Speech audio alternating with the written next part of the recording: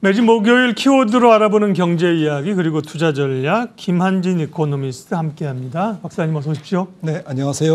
시장이 좀 지지부진합니다. 네, 그렇습니다. 그러니까 이슈도 뭐 새로운 건 별로 없고요.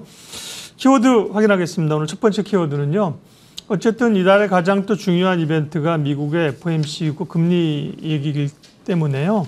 그 얘기부터 하겠습니다. 간밤에 미국의 경제활동 보고서 연준의 베이지북이 공개됐습니다.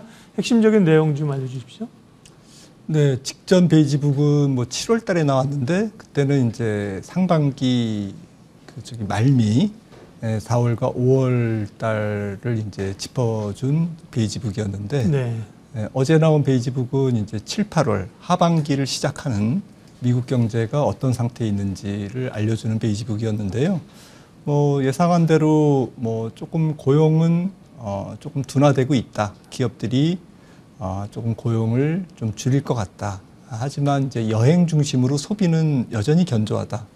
12개 지역은행 중에서 4군데는 뭐 소비가 여전히 괜찮은 것으로 파악되고 있고요.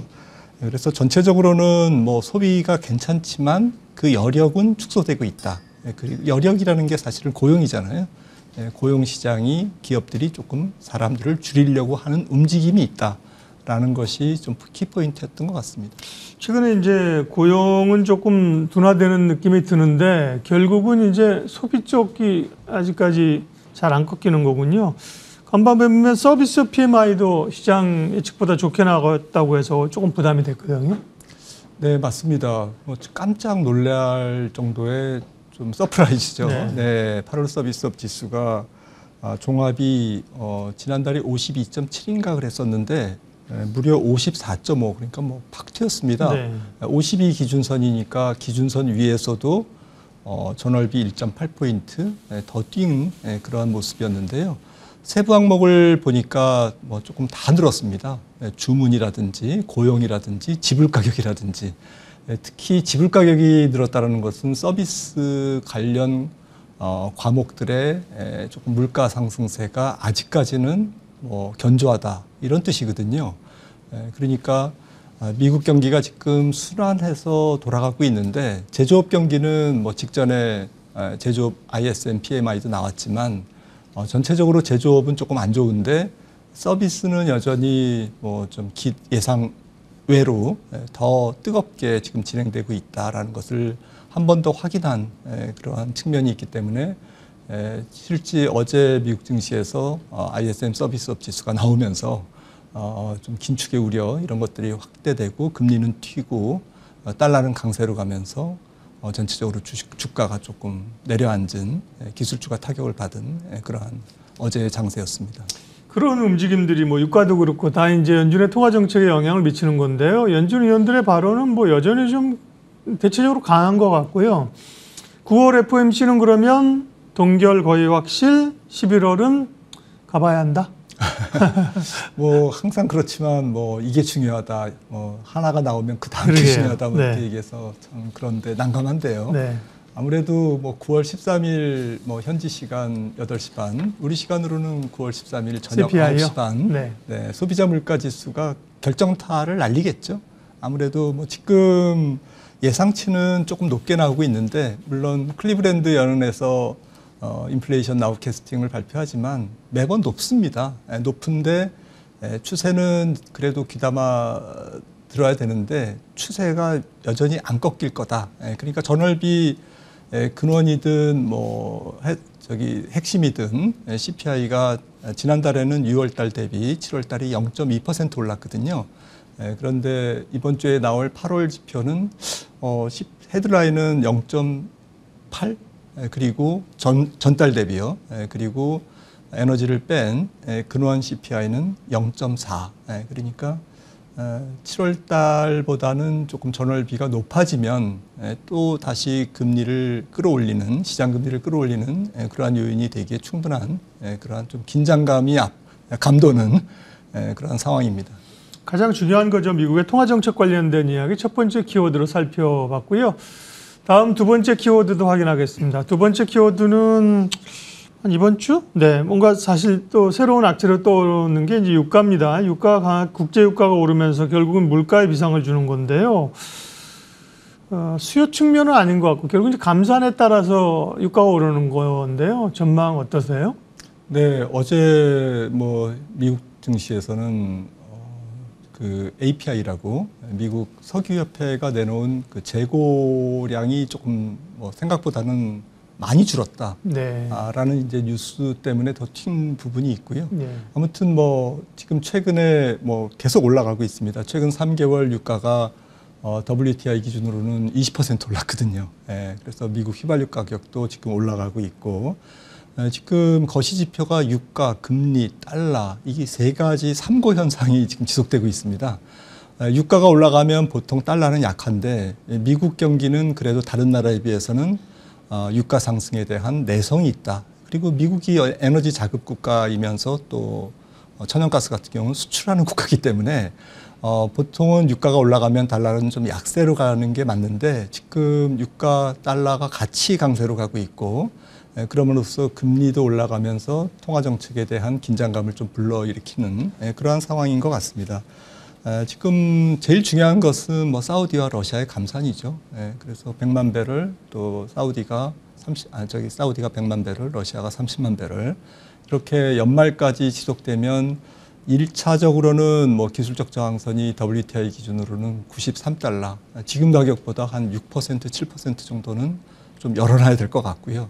하지만 93달러를 상향 돌파하기는 좀 어렵다라고 보는 이유는 아무래도 중국을 중심으로 한 전 세계 경제가 약한 국면으로 지금 들어가고 있지 않습니까? 그래서 좀 공급 요인도 있지만 결국 유가는 수요 요인에 좀 수렴하더라라는 과거에 조금 사례를 조금 되짚어 본다면 유가는 90달러 초반에서 조금 주춤하지 않을까라고 지금 기대해 보고 있습니다. 네. 다만 이제 유가가 오른 건 사실이고요. 유가 오른 것이 물가에 영향을 주고 금리 긴축 정책에 영향을 줄까 봐 걱정하는 건데 유가 오르는 것들은 다만 헤드라인 수치를 좀 올릴 수 있지만 코어에는 크게 뭐 영향을 주지 않을 것이다. 이런 시각도 있습니다. 그렇지는 않은 것 같습니다. 않습니까? 네, 좀 물류 비용이라든지 네. 뭐 비행기 티켓 값이라든지 예. 운송 비용, 각종 그 서비스 비주거 서비스업 물가를 움직이게 하기 때문에 결국에는 생산자 물가가 올라가면 소비자 물가로 전이되듯이 네. 소비자 물가 헤드라인이 움직이면 또 근원으로 전이가 네. 됩니다. 시차가 있을 뿐이지. 그런 측면에서 조금 유가가 조금 이 정도에서 멈추면 괜찮은데 여기서 하반기 연말까지 계속 올라간다. 이러면 연준의 통화정책 기조도 바뀔 수가 있는 거죠. 네. 부담스러운 얘기군요. 유가가 이제 유가 상승이 어디서 멈춰줄지를 체크를 해야 되는 거고요. 다음 키워드로 넘어가도 되겠죠. 세 번째 키워드 보여주십시오. 세 번째는요. 금융권에 퍼지는 9월 경제 위기설. 그러게요. 항상 보면 무슨 위기설이라고 하는 게 그때그때 많이 나오고 그런데 9월이 유독 과거에도 보면 9월 위기설이 많았던 것 같아요. 지금 나오고 있는 국내 금융시장에서의 9월 위기설. 그 핵심적인 이유나 배경은 뭔가요?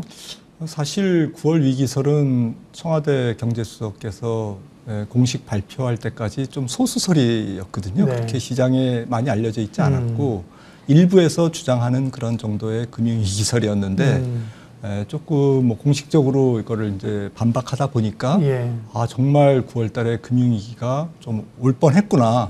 아니면 또 그럼에도 불구하고 여러 가지 대책을 함에도 불구하고 위기가 올 수도 있구나라는 불안감이 오히려 자극되는 그런 상황인 것 같습니다. 근데 지금 뭐 여러 가지가 있지만 중요한 거는 이제 소상공인 대출이 특히 영세 사업자 같은 경우에는 이제 76조 정도가 지금 있는데 코로나 때 이제 지원해줬던 것이 이제 돌아온다는 거죠. 네. 예. 근데 장사가 안 되고 뭐 좀 그 현금 흐름이 안 좋다 보니까 대부분 빚을 많이 진 그 차주들의 어쨌든 현금 상태가 좀 안 좋아요. 그래서 그렇겠죠. 연체율이 올라가고 있고 또 빚이 오히려 늘었습니다. 금리가 높으니까 그런 상태에서 좀 불안감이 있고 대출 잔액은 지금 소상공인 전체로는 감소했지만 좀 차주별로 조금 쪼개보면 좀 영세 사업자의 대출 잔액은 증가하고 만기는 연장됐다고 하지만 연체율은 올라가는 이제 그런 상황이기 때문에 총체적으로는 뭐 청와대에서 뭐 발표했듯이 대통령실에서 발표했듯이 조금 너무 과장돼 있다라는 것은 맞습니다. 지표상으로는.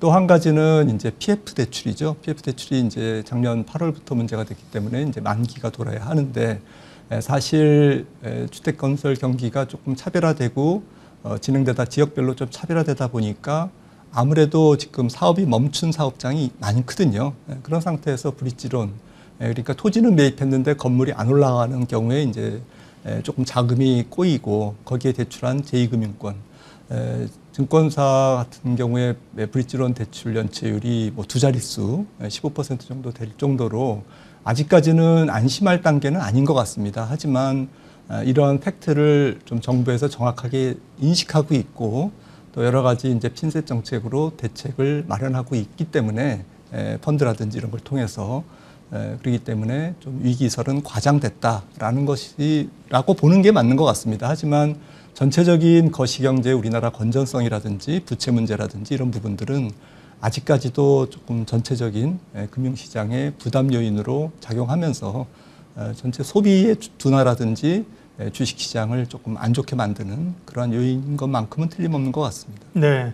소상인공인들의 대출이나 PF 돌아오는 것도 일단 막고 있는 거죠. 일단 알고 있다는 게 다행이긴 하고 막고 연장을 해가는 건데 경기 상황이 좋아지면 이제 자연스럽게 해소가 되는 거죠. 다른 또 충격이 오게 되면 이제 이쪽이 약한 고리이기 때문에 우려가 될 수 있는 것들이죠. 9월 위기설에 과민 반응할 필요는 없겠습니다만은 이유가 무엇인지는 알아두고 가면 좋을 것 같고요. 마지막으로 김한진 박사님의 이번 주 투자 인사이트 확인하겠습니다. 그저 그런 주식 10개보다 좋은 주식 1개가 더 안전하다. 존 메이너드 케인즈가 얘기했는데 그저 그런 주식 10개를 산 게 아니라 좋은 주식 사다 보니까 10개가 된 거예요. 포트폴리오에 주식이 많아지잖아요. 그죠? 이게 어떻게 해야 되는 겁니까? 네. 존 메이너드 케인즈는 뭐 설명이 필요 없는 경제학자지만 처음에는 주식으로 돈을 잃다가 나중에는 이제 돈을 벌었다고 합니다. 그런데 그런 말이 있지 않습니까? 프로는 산탄종을 쏘지 않는다. 그러니까 조준사격을 하지 뭐 그냥 아무데나 써서 한번 걸리면 걸리고 말면 말고 이런 거는 이제 프로다운 모습이 아니다. 결국 조준사격을 하라라는 얘기죠. 조금 공부를 안 하고 조금 좀 뇌피셜로 그리고 막연한 감으로 포트폴리오를 관리하다 보면 관리 자체가 안 되는 거고요. 그러느니 오히려 정확하게 알고 있는 주식 1개가 오히려 포트폴리오 리스크 점에서는 위험 관점에서는 오히려 안전하다라는 얘기가 조금 와닿는 것 같습니다. 1개는 약간 상징적인 의미고요, 그죠? 주식 1개만 가지고 있으라는 건 아니고 그런 건 아니고요. 압축하라는 거죠. 맞습니다. 알고 있는 쪽으로. 김한진 박사님과 함께하는 경제 이야기 오늘 여기까지 하겠습니다. 고맙습니다.